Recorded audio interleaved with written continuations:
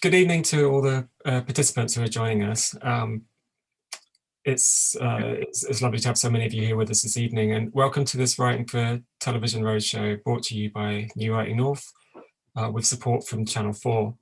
So my name is Will Mackie and I'm one of the senior program managers at New Writing North, and I work across various programs here, including the Writing for TV Awards, which is part of our Northern Writers Awards program. I'm just going to give you a bit of background on the Northern Writers Awards and the TV Awards in particular before we start. So the Channel 4 Writing for Television Awards are still open for applications, and they'll be open until the 17th of March, so there's still a bit of time to apply. This year we're offering 3 strands of awards. There's one award with Hollyoaks and Line Pictures, one with Bonafide Films, and one with Rollem Productions. So each of those awards offers the winner a placement, a long-term placement with the production company. It also offers a bursary of £3,000 and mentoring. So these awards are supported by Channel 4, who kind of generously provide the funding for us to make them happen. And we also obviously work in a really close partnership with Rollem, Lime and Bonafide on these awards. They're absolutely free to enter as well. And what we're asking for is a sample of your writing for script, and it doesn't necessarily have to be a polished TV script that you submit for these awards. We will accept any kind of drama that you've written, and we're not really looking for the kind of technicalities of script in those submissions. What we're looking for is an original voice and original ideas. So they're quite open and hopefully not imposing at all. So I think we try to make these awards quite inclusive, and we really encourage people to apply for them if you feel you're ready to. This year, in a sort of new development with the awards as well, writers who are shortlisted for each of these awards will also be given some support through workshops and sort of producer writer-led workshops and some script feedback as well. So that's a kind of another part of the awards through the script development program that we've created. So that will help us to support a wider cohort of writers as well. So just to tell you a little bit about the roadshow for this evening, we're going to be asking our panel here of expert speakers a few questions about particularly about sort of opportunities for writers and things like the Writing for TV Awards, but other opportunities that people can look out for as well. And we're going to talk a little bit about the possibilities of working in television and how you kind of develop your portfolio as a TV writer and how you get your work out there, and the possibilities that are out there for new and emerging writers. I did have a few questions that came in sort of before, in advance of the roadshow from people. And I was just going to answer a couple of those then. There's one question which was whether we'd accept comedy writing for the TV awards, and yeah, we absolutely will. And I would look at the different TV production companies that we work with and have a look at the sort of shows that they produce, and that will help you to kind of decide which one you want to apply for. Although I should say you can actually apply for all 3 TV awards. The awards are judged separately. Someone's asked me whether they are judged together, but each strand is judged separately. And yeah, someone else has asked again about comedy writing, and if we could have a little talk about that later, we might have a chance to do that as well. Someone else has asked about regional voice representation in scripts you're looking for.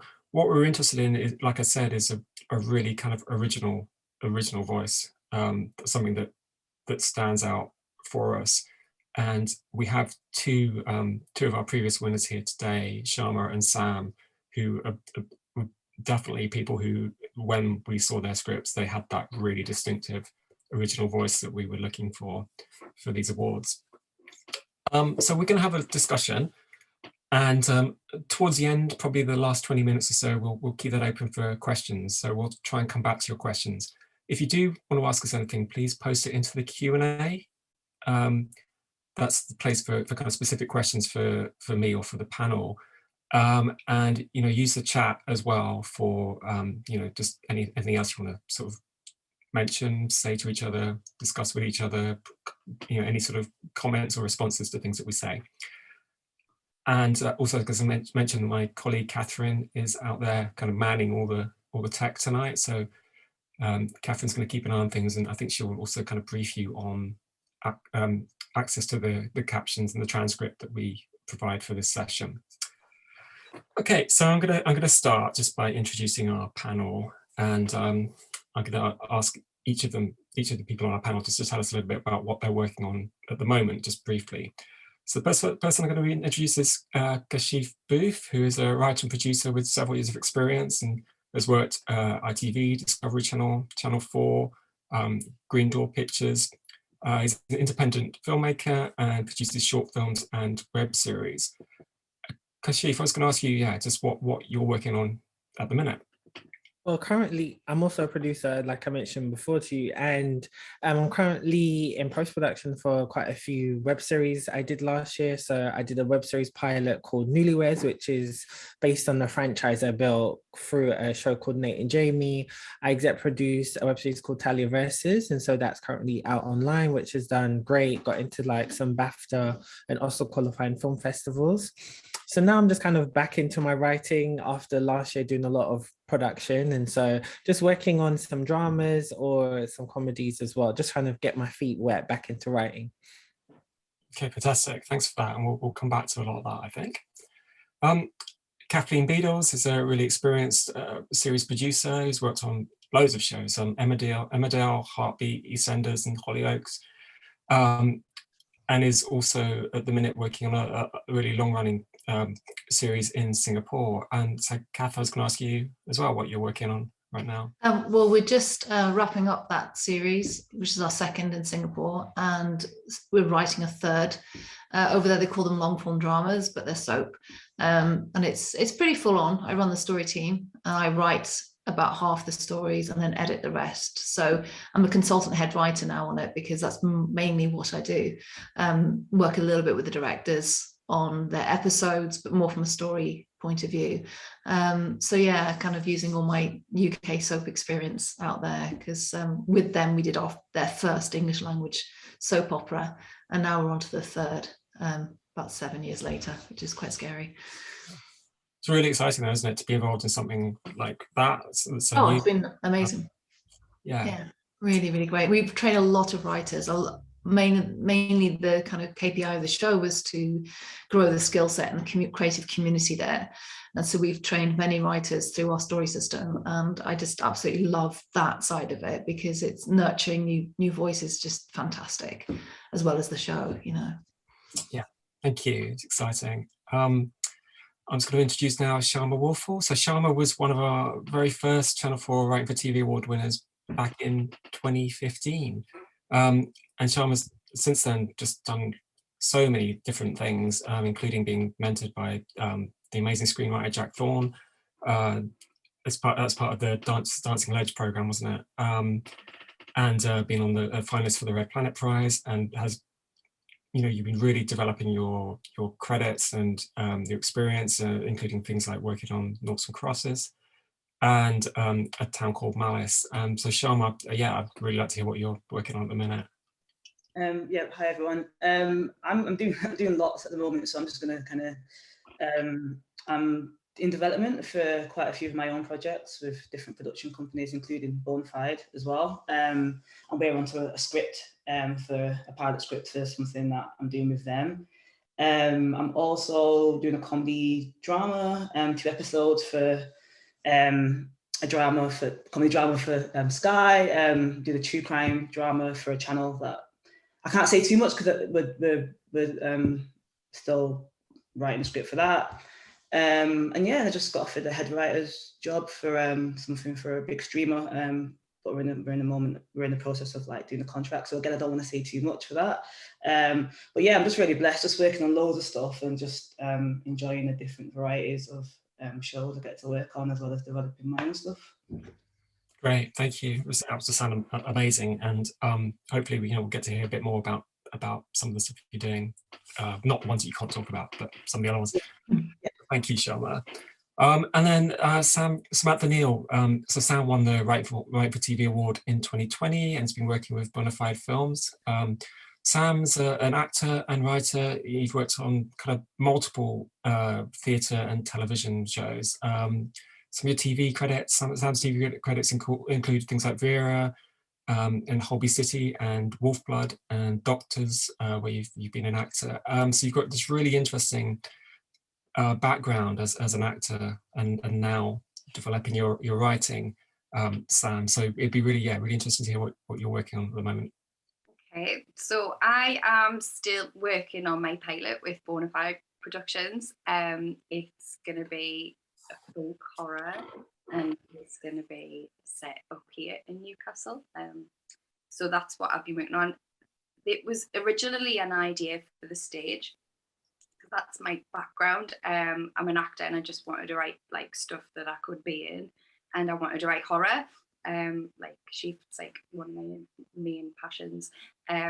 So this is like complete new territory to me, and I'd sent my play, like my 10-minute play, to this Channel 4 Awards, the New Writing North and Channel 4 Awards, and it's just become like this bigger beast since then, and it's been like such an amazing process because I've just been learning so much and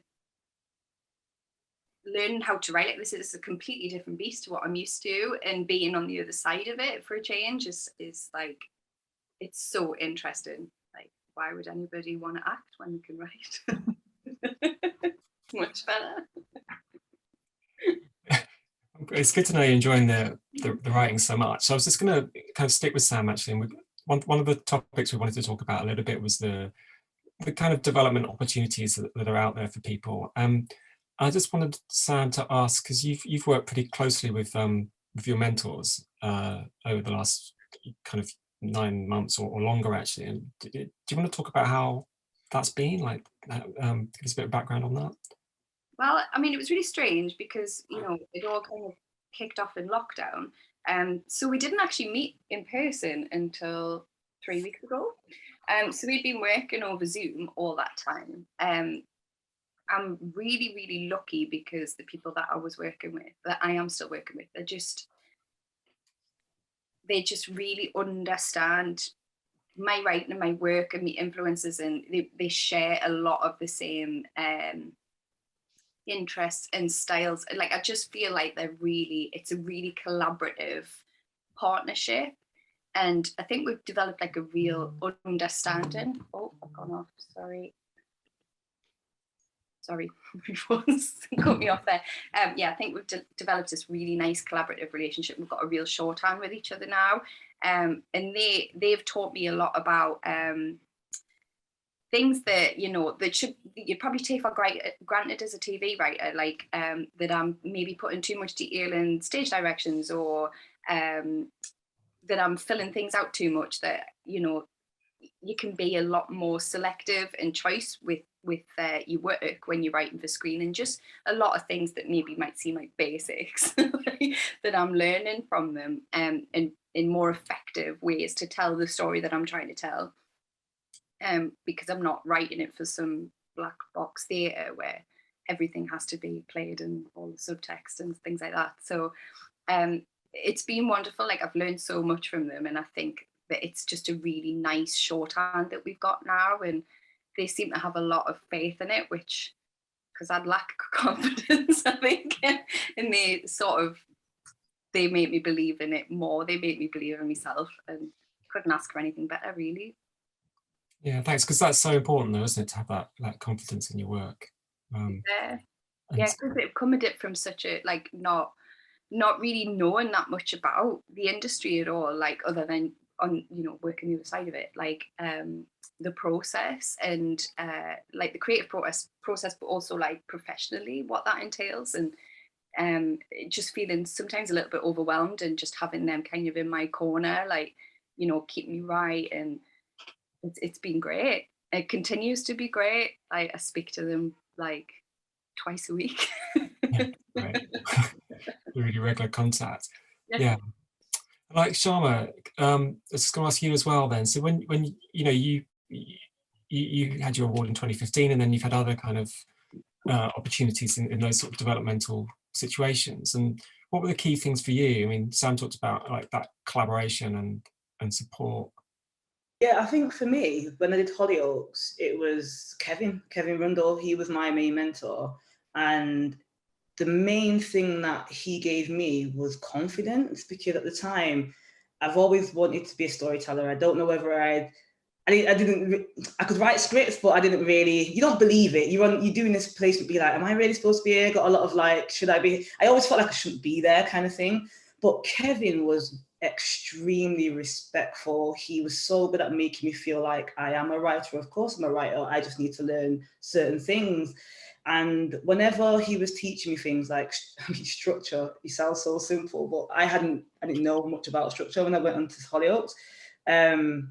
He was really good at telling me what I did wrong in a beautiful way, where it wasn't, I just understood what he was saying, and therefore it helped me not do that next time. He was just amazing at never making me feel like patronized or anything. I was clearly a writer. He clearly said that. That's what these are his words. But it was literally the confidence and the way he kind of got me through the process of writing for soap.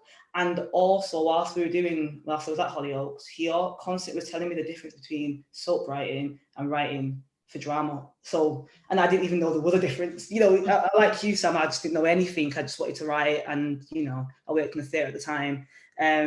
So yeah, I think my main thing that I got from that particular placement is Kevin's confidence, encouragement, and the way he kind of helped me navigate what it's like to be in industry, as well as showing me like things to do within the script.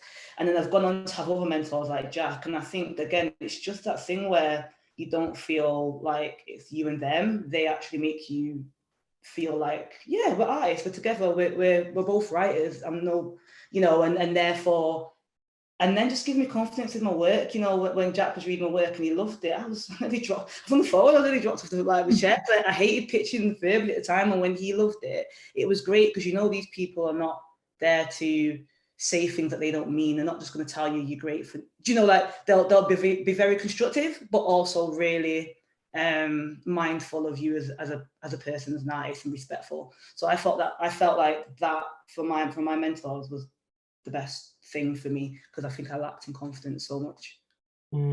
Yeah, okay. And like Kath, we were talking about this a bit before, with like how good, so, you know, Sharma's mentioning Hollyoaks and how good the soaps are in terms of what you can learn as a writer, I guess. Yeah, I mean, you can. I think soap has two arms, the story team and the script writers. And I think if you want to learn, absolutely go into the story team, because that's where you learn to get from a blank page to a storyline. And that is the hardest bit of any part of script writing. You know, when I first started, I used to like just write the dialogue, and thankfully there was a sort of a story there. And what I learned coming into storylining for Coronation Street in my 20s was forget the dialogue. You can't do dialogue. So now you have to rely on the actual craft of storytelling. And I think what Sharma's talking about, and Sam, when you enter the industry, you learn the language of the craft of storytelling from people who are storytellers.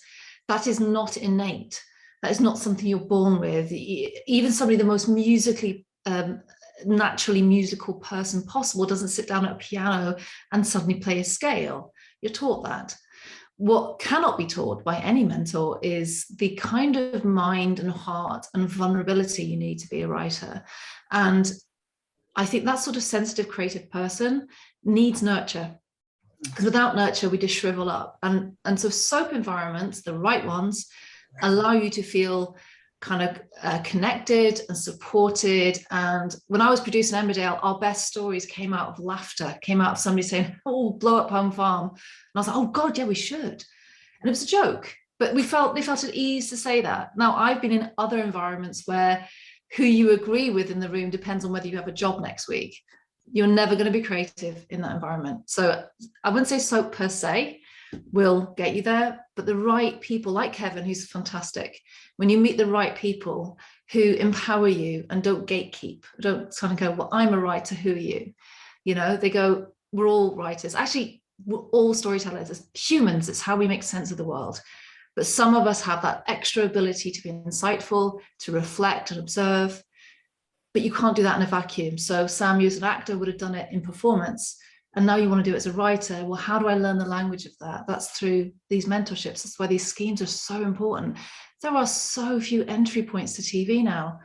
I wouldn't get in now. I was so lucky to become a storyliner at Corrie. I don't know how I'd do that now, because those jobs come with an advert that says 2 years experience, please.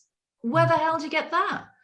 So these schemes, I think, are one of the few ways that you can get that experience and toughen your skin a little bit, because the industry's hard, but meeting the right people who just empower you. And a lot of being a writer is almost like life coaching. You have to, as you say, Sharma, believe that you have something worth saying. Now, I didn't believe that of myself till my 40s. And I really passionately believe I want to help people not wait till their 40s to do that. I want you to believe that at any age, if you want to tell a story, you have every right to tell it, no matter where you come from. If you're from a certain background, you believe everyone wants to hear you anyway. Other backgrounds, it's much more difficult. Mentors do that, and that's why it's so important. Yeah, well, thank you. Yeah, I mean, I love that sense of there being things that are teachable, and then there's these innate qualities that aren't teachable but need to be encouraged and nurtured. And at any age, we go on about new writers, but new writers can be in their 80s. New writers can be 14. It's not about newness in terms of youth. It's newness in terms of, I now have a story to tell. I did a little chat with a writing group up in Scotland recently. They were all in their 50s and 60s, and one woman said, I have the story, I've always wanted to tell it. It was something that happened during her 20s. And the passion and the aliveness as she spoke, I just can't wait to read that one day, and she's in her 60s, and it's just that now is her time. So, again, we're a youth-driven industry often. We think that if you're young, you've got something more important to say than if you're in your 40s. But frankly, in my 40s, I'm still discovering a shitload about life that I didn't know was going to happen. So everybody's got a time, and I think that the teachable craft element, you can learn it at any age. The older you get, the more you have to draw upon. The younger you are, the more confidence you have, because you don't know the consequences of life so much. So you can have a lot more go for it confidence. So I think at any age it's valuable, but the craft, it's something, you can't teach. Writing is a burden that gets passed to people. You're either a writer or you're not, you can't teach it. And that's frankly bullshit. You can teach the craft. You can't teach the voice. And that's what these schemes discover, is voice. So that's why they're important. Kashif, I was going to move to you then, actually, and ask you if you've kind of benefited in that way from you in your writing and your career from any sort of kind of role model figures that there have been, and just the, that can be through kind of development schemes, or that can be kind of informally, I guess, and just the importance of that as well, of having those people you can look up to. Well, for me, it's quite different. When it comes to writing, I didn't really have a role model or mentor. I kind of just did it. So I came up with concepts and ideas, and I wrote short films and scripts. And then that's how I learned to improve my writing, through my peers who are also writers, or people who I'd met throughout the industry through working. And so their feedback, I was able to understand about pacing and beats, and knowing how to structure your writing for certain audiences. So because I've done online content, sometimes because it's short form content, you kind of want to get to the punchline quickly and then move on so people can keep their attention span. So I was able to formulate scripts in that way. But then when I wanted to write for more so TV, I'd be able to know how I can do the ABC format and, beginning, middle, and end, and be able to break up the message of the story of what a character is basically trying to get to throughout the whole, if it's an episode, a movie and stuff like that. And that's how I was able to learn really through just doing. And I think sometimes we don't do enough. And then once you get into the positions to get a role model, a mentor, they can take your writing to another level. And that's where you learn. And they appreciate what you've done. And they like that, wow, you've done all of this. And they understand that you're talented, but also you're passionate about what you're doing. So that's helped me in the long run. Yeah, it was, with the web series, was that for you then? Was that like a really important outlet, essentially, a way of getting your work, to other people, but also a way of actually kind of formulating your writing into stories? Yes, I'd say so, because when I decided to start doing a web series, I was working like in ITV drama, and I was mostly just working in production. So I would help the edit assistants and like the script editors and be in the writer's room helping set up, but I wasn't in there enough. So I'd get all the amendments and had to rush and give that to everybody else. But just to really be able to speak to the writers on like in the kitchen and understand like how they were able to get to where they are now and how they was able to do that first time around with working on soaps like at Doctors or Hollyoaks and stuff, because such a quick turnaround all the time. And so that helped me realize how I could potentially learn how to write on the go and know how to do it efficiently and quickly, but then also get a good enough draft so that you feel like it's worthy of being a shooting draft. And if you're directing or working with somebody closely who can put your project out there, then you're able to make the tweaks that you need. Right, yeah, thank you. It's great advice, actually. I wanted to ask like another, like gone to a slightly different sort of area now, and ask you each about just the actual process of, you know, of doing the writing, and how you kind of find those stories that you think people are going to want to, you know, share, that they want to absorb. So, and stories that you think might work for TV. I don't know, does anyone want to go first, or should I pick someone? I'll go first. Usually if I have to write, I usually do everything but write. So place gets really clean, dog gets walked, all that. But ideas come to me from many places, and I think for me it's about emotion. So say in the job I do when I'm writing stories for the show in Singapore, I know I'm not ready to write until I feel something. So I might be writing an experience I've never had, an illness or something, but I look for that common factor that is something I've experienced or know of personally in my life, and if I can get that and go, okay, well maybe that situation is like that time I fell out with my sister, and how did that make me feel? And if I can find a hook into it, or I find an observation from somebody who's lived that experience that I can relate to, I then build up from there. And I find that all the research I've done, which is reading or talking to people or whatever, once I have that emotional connection, I know the story's going to connect with someone else. And I think leaning into the emotion and feeling and breathing life into what you're writing is very, very important.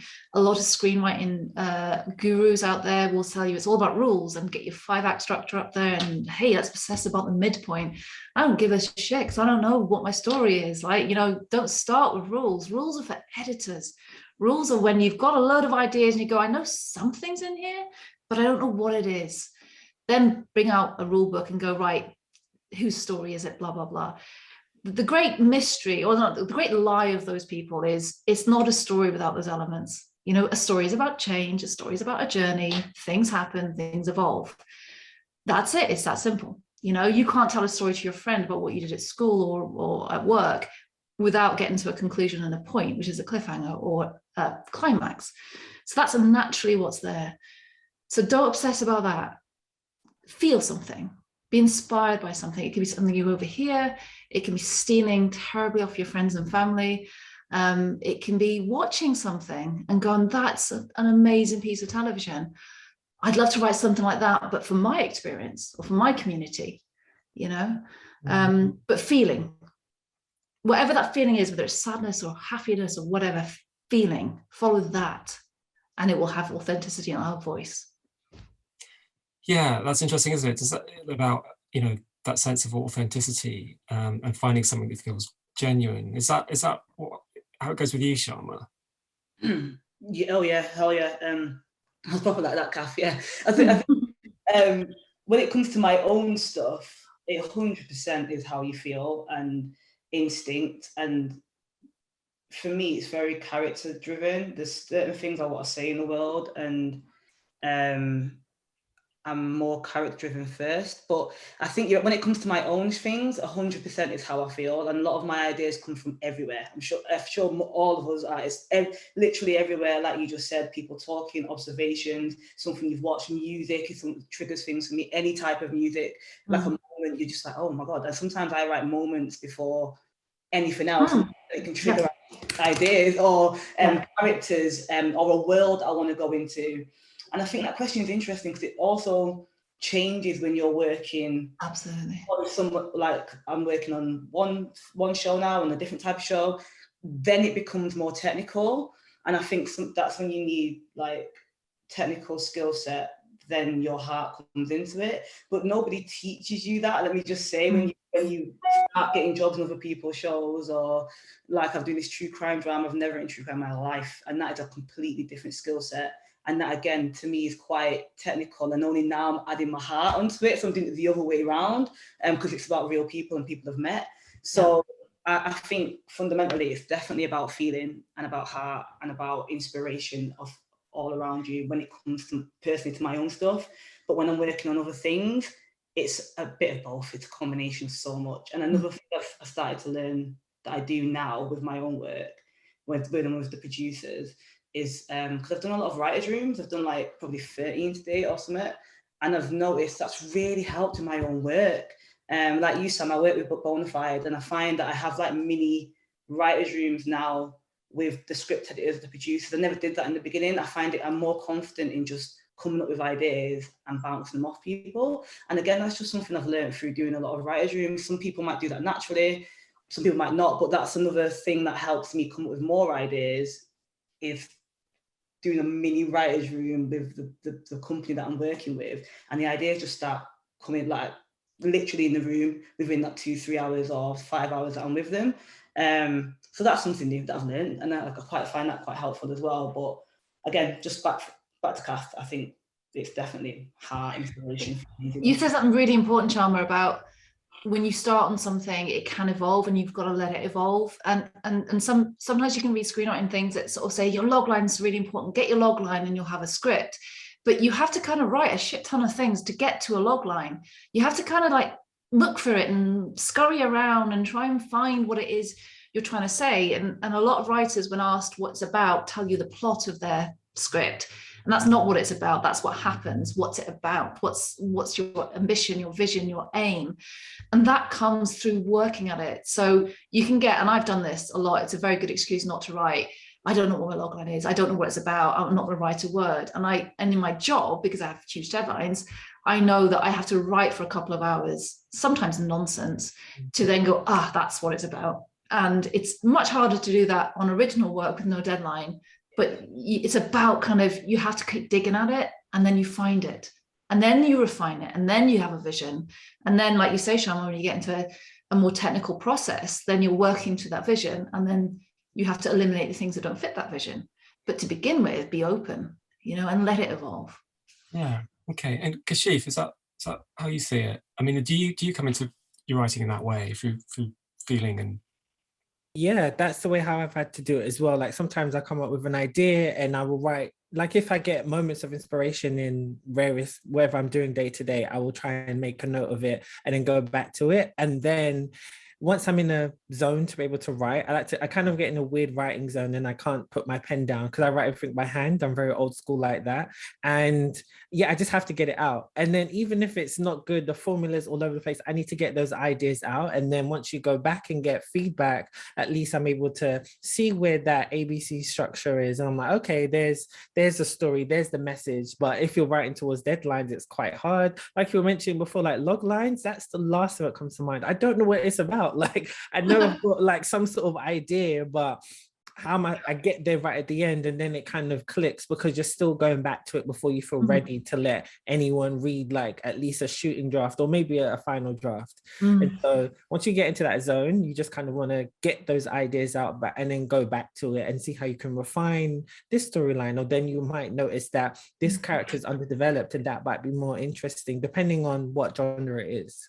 So yeah, absolutely. Yeah. And Sam, for you as well, I mean, I guess there's also like a strong sense of place in your writing, isn't there?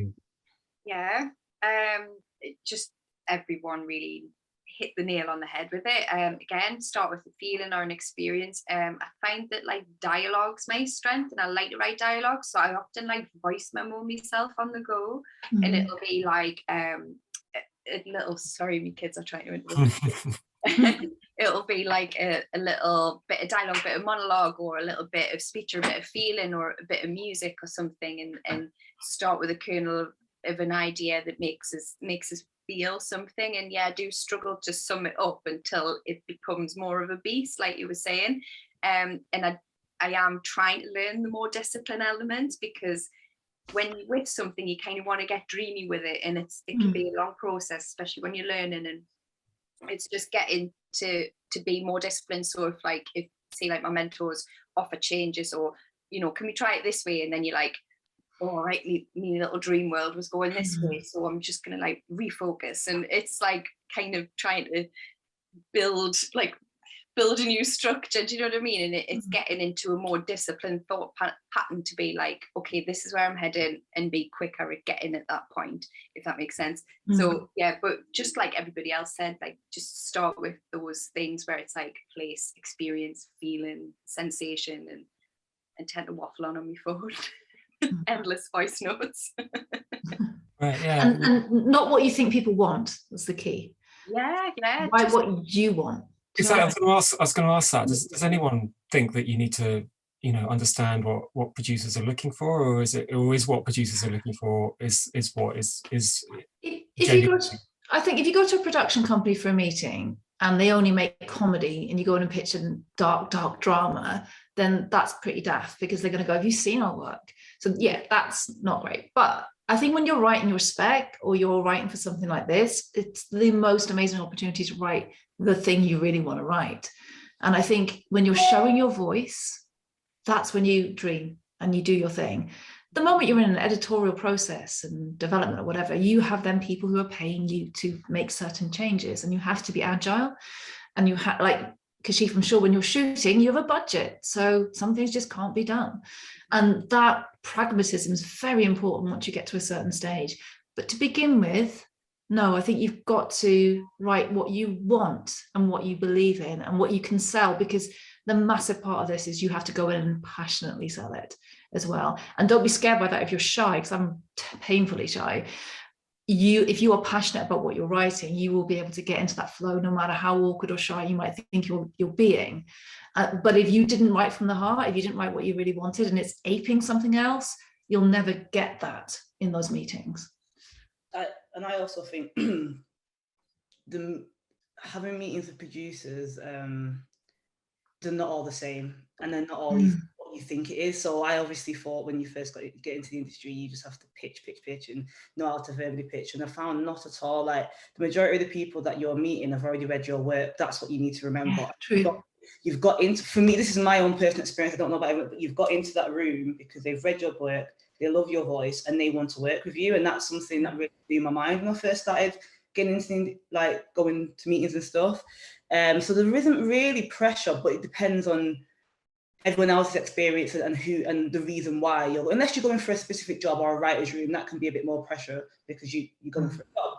But for general meetings, it's about what you want to say, the stories you want to tell. They've brought you into that meeting because they've read your work, they've asked for you, so therefore they were interested in what you want to say.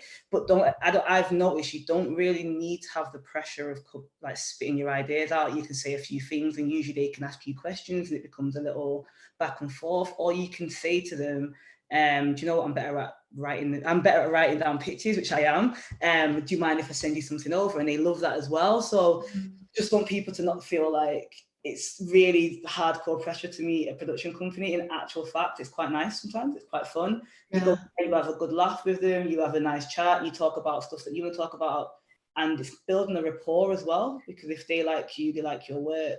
They want to work with you. Yeah, they want to be in a room with you. Yeah, you become a team, and then you guys work on whatever it is you've decided to develop. If you get that development, so it is a bit different sometimes. So you don't have to go in there thinking, this is what the producer wants. Definitely have a look at what they do in the company.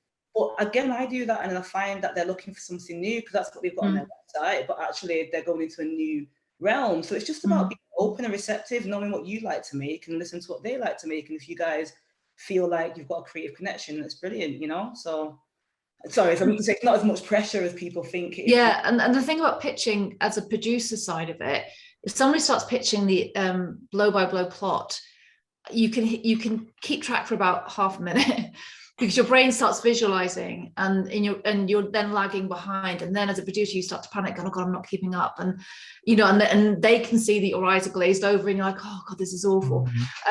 So when talking about an idea, that's why getting to the point of knowing the essence of what your script is about is important. So Sam, you might be talking about the sense of place, the genre, from what you said earlier to me, and I think that is that's enough as a producer. You go, oh, that's interesting, it's this kind of genre, it's this kind of voice, I want to read more. And as you say, Sharma, then you send in your polished kind of version on paper. I'm rubbish at pitching. I'm great at kind of teaching people how to pitch, but my lack of confidence kicks in when I pitch my work.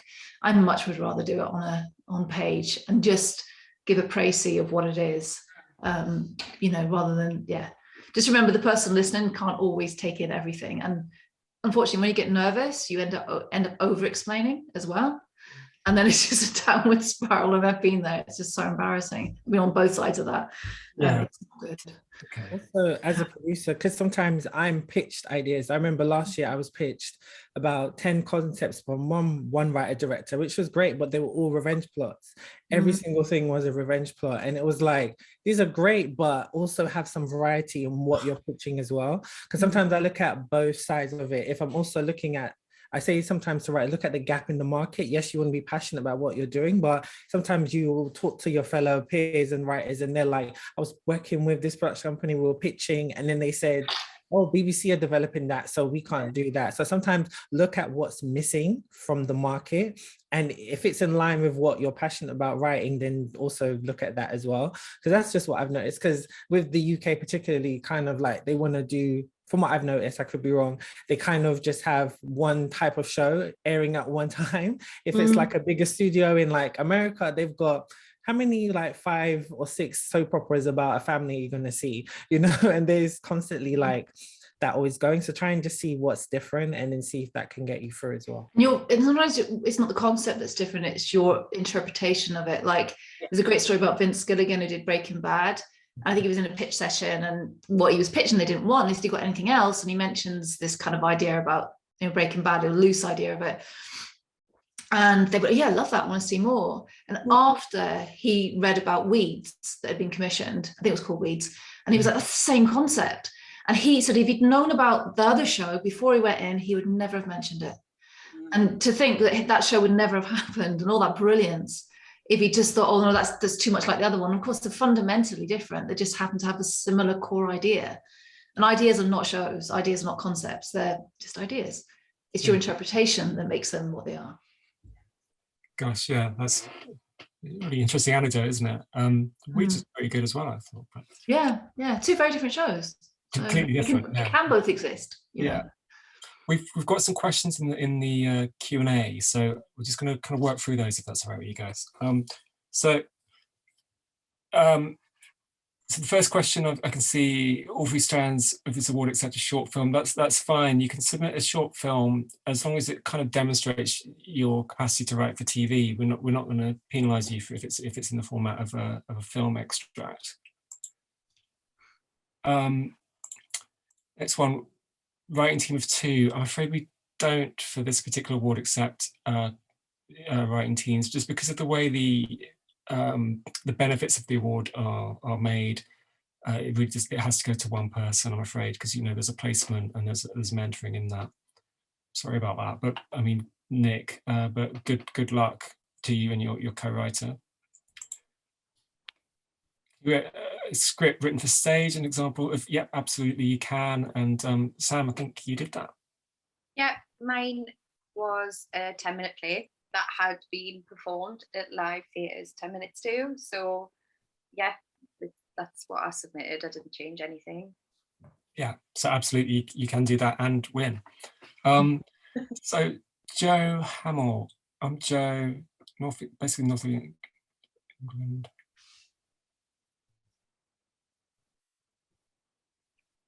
Can you see this one, Kashif, from Joe in the Q&A box? The Q&A, okay. Could you describe a process of getting short independent films from page to production? Just a bit of advice on how to get that work out there. It's quite I imagine quite a lengthy answer, but if just a little sort of bit of advice, it would be really helpful. It's so hard because funding is always the big issue, trying to get money and stuff like that. I was very fortunate. I mean, not fortunate because I self-funded all the stuff that I did. So yeah, I was a hustler. So I was working multiple jobs, just trying to make sure I get money so I could fund it, like, and shoot on the weekends. So because I think you're 19, Joe. So I think just try and use use the network that you have to try and make something, and be very strategic about the scripts you're writing and how you're going to make it. So when I did my web series, I made it that I could shoot it in 4 hours. I would make sure I had like a sound person, I could hire them for half a day. And so what I did was what did I do? I hired like a wine bar for one shoot in South London, actually. And I shot in various different areas of the wine bar. So one looked like a coffee shop, one looked like a bar, the other part looked like a restaurant. Nobody can tell the difference, to be able to save time. And so I made it that it was about 5-6 minutes. And so it was just really easy. So with the web series, because it's short form content, I just wanted to get to the punchline there. So it was a comedy. So you got the beginning parts, and we got the middle, that's the big laugh, and you got the resolution, and then we're on to the next. So if you're going to do anything, just try and make sure that it's easy. Don't try to think too big, just keep it really simple. And it doesn't mean that you have to do like a drama or a comedy. I've seen some people create great ideas doing a sci-fi or horror. Just kind of use your network and your own resources smartly, and then and just try and get your friends and people who are really committed and actually want to do film. Hopefully that helps. I think that really helps. Thanks, Kashif. First 10 pages of a longer script. You can submit something from a longer script, that's fine. Just, I mean, when you make your submission, kind of see if there's a little bit of a kind of natural break though in that submission that you're making, that it sort of peaks at the right place. So yeah, I missed that question as well. Yes, you can submit a short film. Thank you.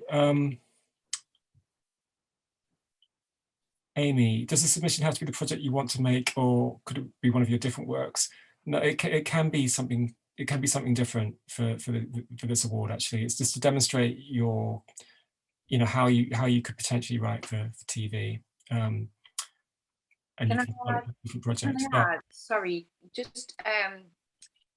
just from my experience of that, like the phase before the winners were announced, I got to speak to you and I got to speak to Bonafide, and a lot of the conversation was like to elaborate on the idea that I'd sent. That's the only thing that I would say. If it's something that you don't want to work on, or that you don't want to develop further, maybe just be like prepared to say that in the next sort of round of that, if you get shortlisted. That makes sense. Because absolutely. That's not the idea that you want to take forward. Because you are going to be working on that idea for quite a long time, aren't you? So it's worth it, having an idea that you feel that you want to kind of bring to fruition. It's a bit different for the Hollyoaks Award, because you're going to go and work in like on Hollyoaks, where obviously the script's going to rotate a lot, but yeah, definitely for Bonafide and for Rollem, you should have something that you're really committed to. How could a writer find a producer to help with their project? Anyone want to answer that? Is the best way, is it maybe through some sort of development program? Potentially, yeah. Or if you want to put a taster on, like a stage thing, maybe a reading or something, and invite the people you want to be interested along, or shoot something if you can. And I think that a great performance and great writing on a shaky iPhone will still translate, especially if somebody knows that it's you getting it on its feet to grab their interest. I have a friend who did a taster on a very low budget, and it opened so many doors for her, because it was just so much easier to digest and watch than sit down and read a half-hour script. So sometimes, that was crowdfunded, I think, at the time, for a couple of grand. And it was basic, but it had a voice and it had an energy and it opened doors. Yeah, I'm looking for a producer actually, and I've gone through BFI, and the people that, I don't know where you're based, whoever asked the question, but if you've got a contact at BFI, they will sometimes help you with that. Yeah, so BFI network operate in the Northeast as well, and they're a really brilliant program of work, and you can get in touch with them through their website, or get in touch with me if you want, and I can put you in contact. Thanks, Sam. That's a really good suggestion. David, are any genres allowed or disallowed? I don't think so. I mean, I don't think any are disallowed that I can think of. So yeah, just go with what you want to write. Okay, so what can I do if I have the idea but I don't know where to start?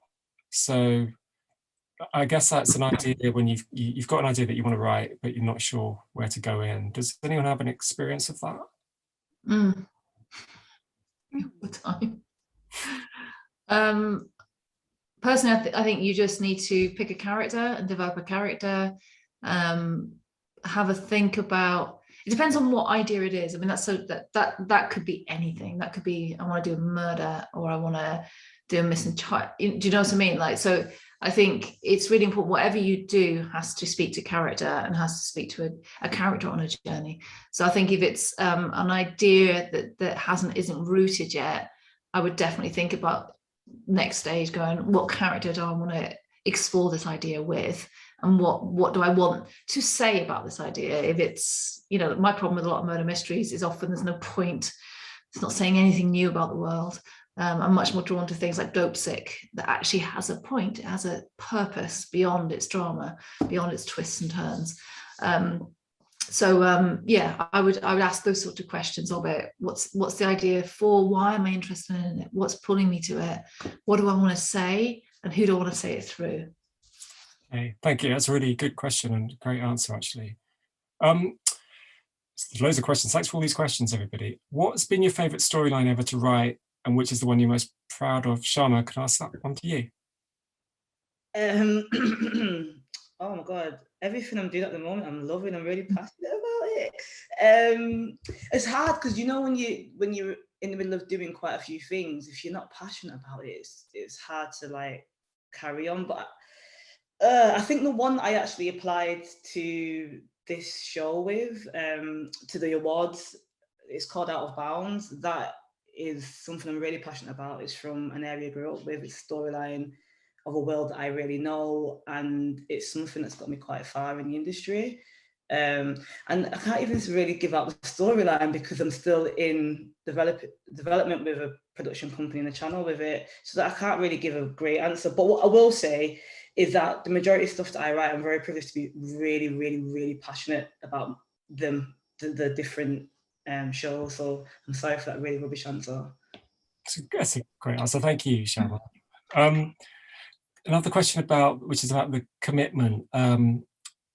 Yeah, I mean, Sam, do you want to answer that? Because you're kind of within it in terms of the commitment if you win the award.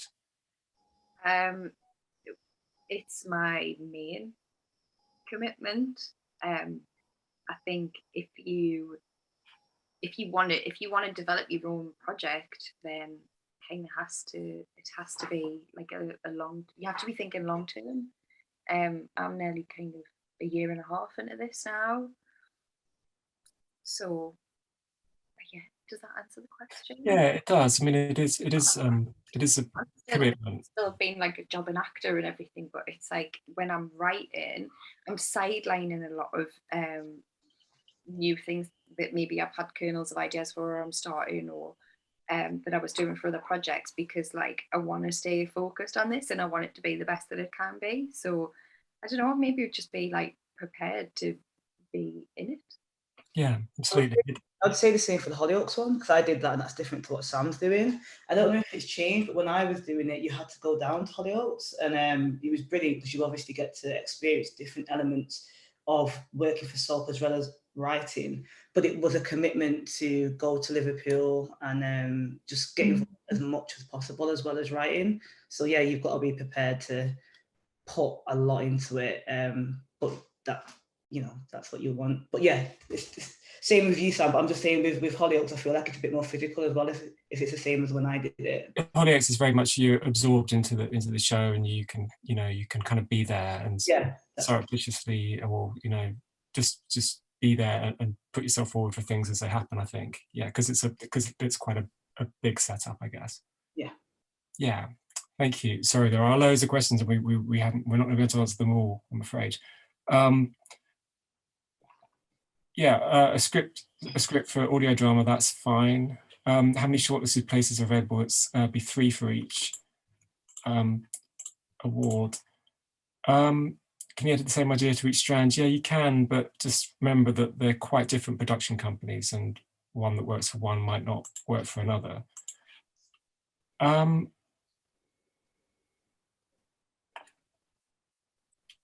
Okay. I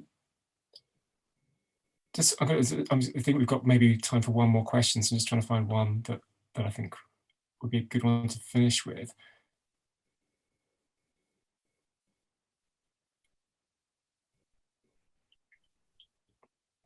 Okay, so this is a good question from Tom Smith right at the bottom. So what is a strong, distinctive voice? Is that actually an answerable question? It's difficult to answer. I think it's one that it's one of those things you know it when you see it, which is really rubbish. But I'd say for Tom, if there's certain things he watches where he goes, that feels different.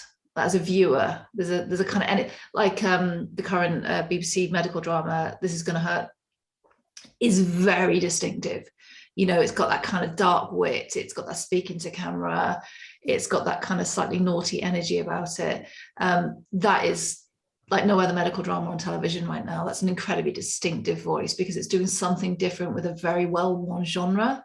I think that voice, it translates beyond the craft for a newer writer. It can be something where I go, that bit of emotional insight, that bit of understanding about humanity, or that kind of wit where you go, that's so bloody real. I've seen that, I felt that.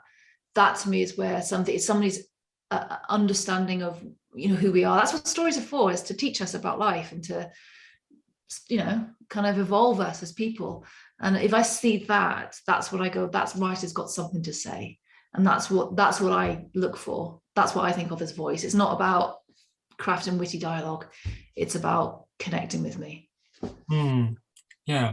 Kashif, did you have anything on that, on what the I think it's really hard, but I think you can, depending on like a show or a film, you can really see a distinctive like voice in what they're trying to, the message they're trying to put out there. Like Jordan Peele, for example, with Get Out, Us, and Nope, that new film, we don't know what that's about. So I think it's all about the story you want to tell and how you want to say it. So I mean, Get Out has so many layers to it, but you still saw it as a horror film. So it's just how you want to tell that story, and that's what makes your voice be distinctive, I feel like. And if you want to take your writing and what you want to do to another level, that's what you've got to try and figure out. But it'll come to you naturally. Don't force it, I think, as well, because sometimes if you're trying to be so unique and different, you'll lose the whole point of what you were trying to write in the first place. Just be real. That's what I would say. Just be real and authentic. Exactly. And it will be new and different, because there's only one of you. There's only one of you that's lived your life and has your feelings. So of course it's going to be unique. Don't try and be shocking and attention grabbing. Just be real. Yeah, fantastic. Thank you. We are really out of time, I'm afraid. I was just going to ask, you know, just to finish, if each of you could just say one thing on TV you've seen recently that you think you'd recommend as something that has that kind of distinct. I always dry up completely when anyone asks a question like this as well. I thought about this the other day, because I knew you were going to ask. Dope Sick from beginning to end. Brilliant. Okay. Fantastic. Sam, good one. Am I allowed to say an American thing? Is that a cop-out? No, American things are okay. Yellow Jackets. Oh, One of the best things I've seen in years. Like, it's really lost. It just blew my head off. I thought it was amazing. yeah. Yellow Jackets. Yeah. Brilliant. Sharma? Oh my God, I have not watched much TV lately because I've been really busy. I only watched 4, but one thing that's sticking in my mind I watched was It's a Sin. I know I'm a bit late with that, but It's a Sin was one of the best things I've watched in a while, because I caught up on that quite late on. I'll probably think of something else as soon as we go off here. I feel under pressure, but It's a Sin is what stuck in my mind. I watched It's a Sin about a year after everybody else, actually. Yeah. And yeah, if you haven't seen it yet, really definitely recommend that. I thought I was the last person in the world. Kashif, anything? I was thinking 20s. That's by Lena Waithe. It is on BBC iPlayer. I think that's really distinctive because it just tells like the Black experience of working in film and TV, and I've not seen myself represented in that way. And because it covers so many different topics, like you're part of the LGBTQ community and just the acting and being an executive. So it kind of cross-references so many different roles, which you don't really get to see on TV. So yeah, 20s. Okay. I'd love to see I that. would quickly say that this is a question often asked in a general meeting, and I always go completely blank and look like I never watch TV. Yeah. So do prep this question for a general. Yeah, always be ready with one. Yeah. Okay, fantastic, guys. And thanks to all the audience for such brilliant questions. I know we didn't quite answer all of them, but you can send questions to us for our inquiries line if there's anything about the TV awards. But thank you very much for such great questions and being with us. And just thank you for such an amazing panel. You're all absolutely brilliant.